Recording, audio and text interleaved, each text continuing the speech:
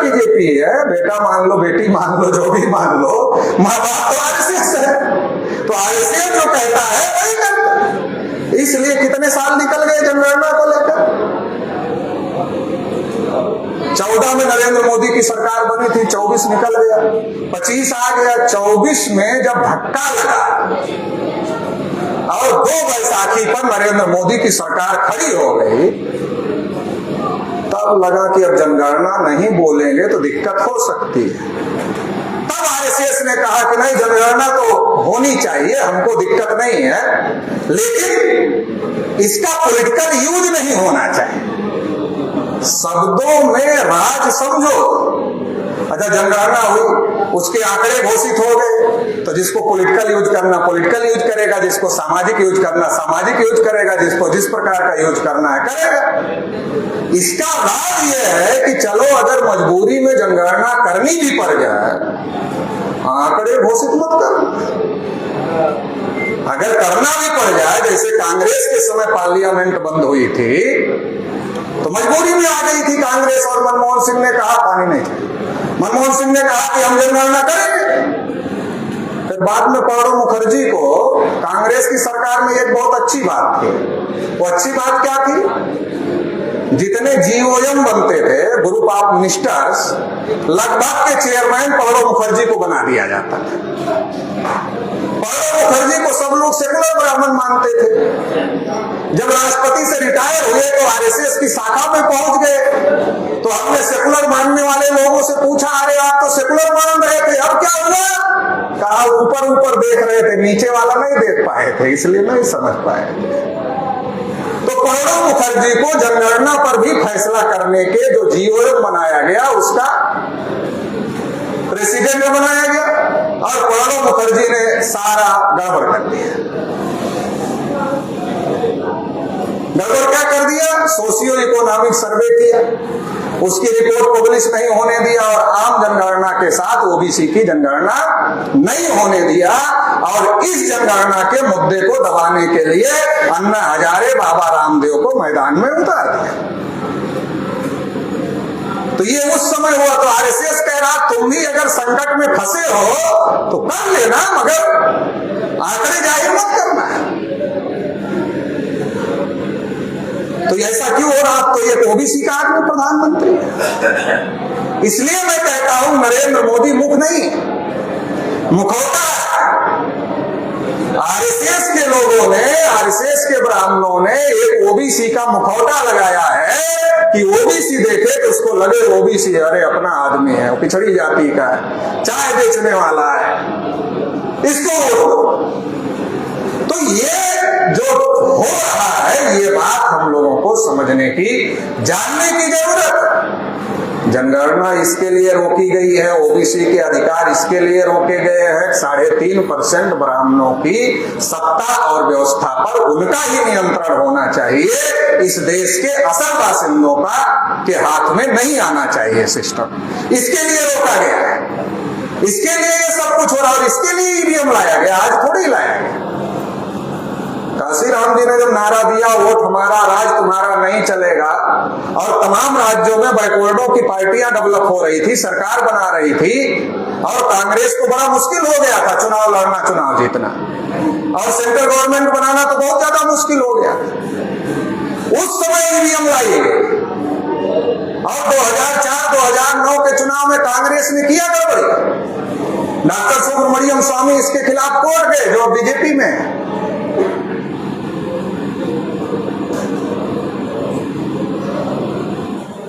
इसलिए राहुल गांधी क्या कह रहे हैं? वोट चोर गद्दी छोड़।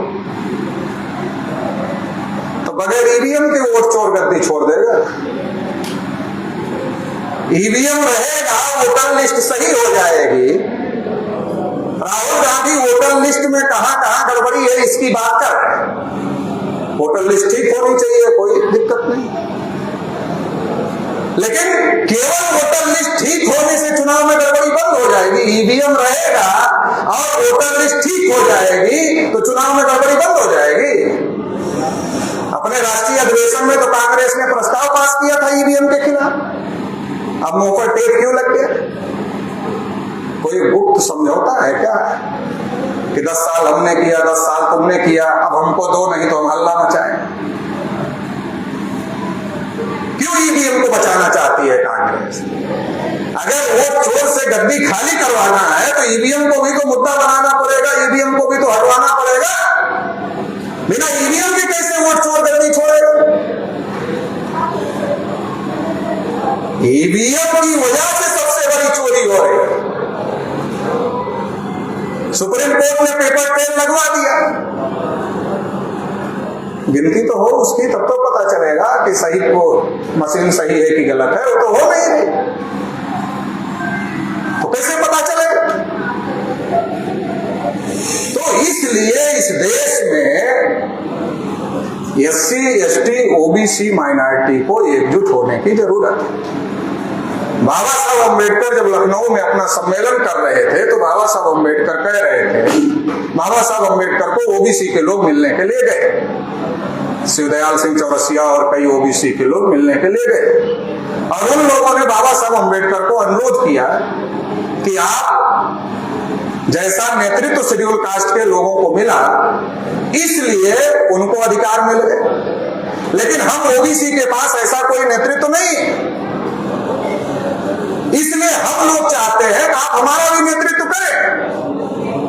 तो बाबा साहब अम्बेडकर ने मंच से उन लोगों को जवाब दिया और कहा कि जिस दिन शेड्यूल कास्ट और OBC के लोग एक साथ आ गए उस दिन गोविंद बल्लभ पंत जैसे ब्राह्मण आपके जूते का फीता खोलने में भी गर्व महसूस करें। गोविंद बल्लभ पंत कोई अहरे गहरे नहीं थे, मुख्यमंत्री थे उस समय उत्तर प्रदेश के। जो बाबा साहब ने कहा उत्तर प्रदेश में मान्यवर काशीराम ने वो किया, और तब नारा लगा, मिले मुलायम काशीराम, हवा में उड़ गए जय श्री राम। जब सपा और बसपा इकट्ठा हुई तो OBC, SC, ST माइनॉरिटी ये इकट्ठा, तो जो बाबरी मस्जिद आंदोलन था उसके बावजूद भी बीजेपी गायब हो गई। तो इसलिए नारा लगा कि मिले मुलायम काशीराम, हवा में उड़ गए जय श्री राम। तो हम लोगों को इकट्ठा आने की जरूरत है, जिनको दवा की जरूरत है। देखो संविधान की जरूरत किसको? हमको, आपको है। वो तो बीच बीच में कहते रहते हमें संविधान नहीं, मनुस्मृति चाहिए, कहते रहते बीच बीच में। हमें आपकी जरूरत है, हमें आपकी जरूरत है, तो हमें आपको इसको अपने आदमी को समझाना होगा, समाज को समझाना होगा कि ये संविधान क्या है, इसमें क्या लिखा है, क्या तुम्हारे अधिकार, ये लोकतंत्र क्या है, तुम्हारे लोकतांत्रिक अधिकार क्या है, और इसके लिए हम लोगों को एकजुटता कायम करनी होगी। अगर इसके लिए हम लोग एकजुटता कायम करते हैं तो परिवर्तन किया जा सकता है। लेकिन हम लोगों को तो हर बार गुस्सा दिला दिया जाता है, हर इलेक्शन में हम बहुत गुस्से में रहते हैं। 14 में बहुत गुस्से में थे, किसके खिलाफ? कांग्रेस के।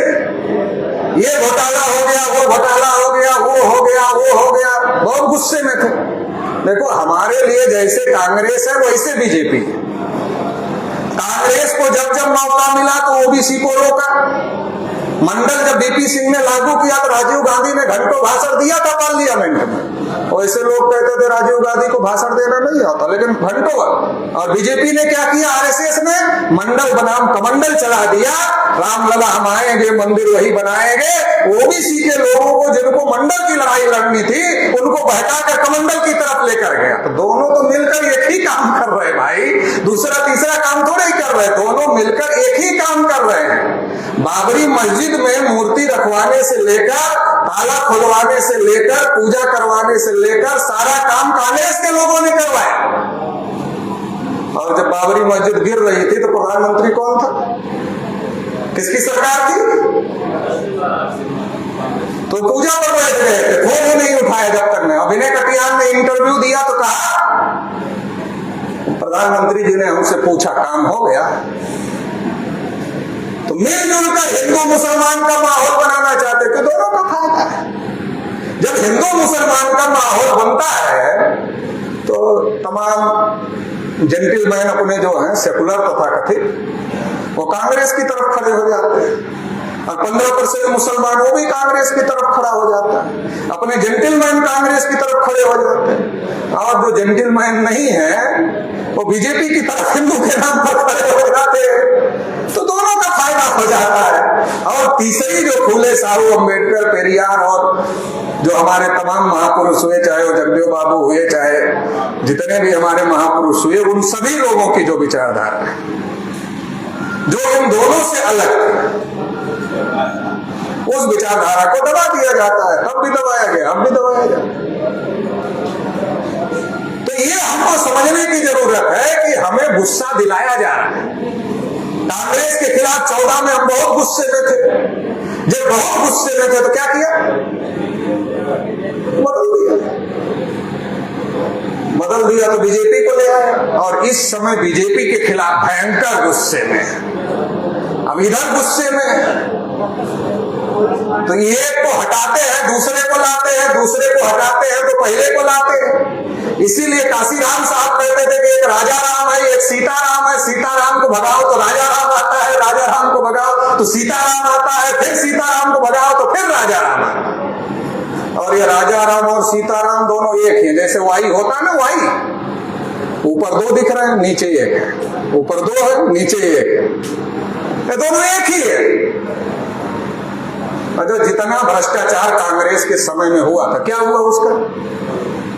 बीजेपी गवर्नमेंट आ गई तो 2-4 को तो सजा होनी चाहिए थी, क्या हुआ? हुआ ही नहीं। 2G स्पेक्ट्रम हुआ ही नहीं, जिस पर सरकार बदल गई, हुआ ही नहीं। गुस्सा क्यों दिलाया जाता? जब कांग्रेस जाती है, बीजेपी आती है, तो कांग्रेस वाले बीजेपी वालों के पास जाते हैं और कान में पूछते, आ गए? आ गए। कैसे आ गए? हमने इनको 4 जूता नहीं लगाया होता, ये गुस्से में आते नहीं आते, तो तुमको लाते। तुम कौन सा अच्छा काम किए हो इनके लिए? अरे हमने इनको 4 जूता लगाया, इसलिए बहुत गुस्से में आए कि बदलना है तो हम ही को लाना है, तो ले आए। हमने लगाया तो तुमको ले आए। अब तुम ध्यान रखना, हमने 4 मारा था, 4 का 3 मत कर देना, 2 और बढ़ा देना। तो बीजेपी ने 2 क्या 4 बढ़ा दिया। अब और वो हल्ला मचा हुआ है कि अरे भैया तो और ज्यादा खतरनाक है, इसको भी भगाओ। अब भगाओ तो कांग्रेस वाले कह रहे हैं हमारे पास आ जाओ, उसको भगाना चाहते तो हम ही है ना, हमारे पास आ जाओ, उसको भगाओ, उसको लाओ, उसको भगाओ, उसको लाओ। ये खेला चल रहा, और इसके बीच में कोई आदमी प्रभावित हो गया किसी गरीब आदमी की बात सुनकर। अरे बैकवर्डों की कोई बात नहीं सुनता है, ऐसा सुनकर कोई बैकवर्ड आदमी प्रभावित हो गया कि चलो हम ही लड़ लें, बैकवर्डों की संख्या 90% है तो लड़ लेते हैं, ओबीसी SC ST की संख्या 90% है तो लड़ लेते हैं। हो गया वोट मांगने, भाई साहब हम भी खड़े हैं, हम आपके अधिकार की लड़ाई लड़ेंगे, आप जो बोल रहे हैं वही हम पार्लियामेंट में जाकर बोलेंगे। अरे तुमको कैसे वोट देगा? बहुत गुस्से में तुम आगे वोट काटने के लिए, तुमको कौन खड़ा कर दिया? बैठ जाओ, तुम बैठ जाओ। अरे भाई साहब आप ही कह रहे थे बैकवर्डों की लड़ाई कोई नहीं लड़ रहा, हम लड़ रहे हैं इसलिए तो आए हैं। कांग्रेस नहीं लड़ रही, बीजेपी नहीं लड़ रही। नहीं, अभी हम बहुत गुस्से में हैं, अभी तो तुमको वोट नहीं दे सकते, अगली बार आना। तो मन में सोच के बैठ गया, सोचा अगली बार आया। अब अगली बार जिसने 4 जूता मारा था वो जिसको लाए वो आज कर दिया, गुस्सा और बढ़ गया।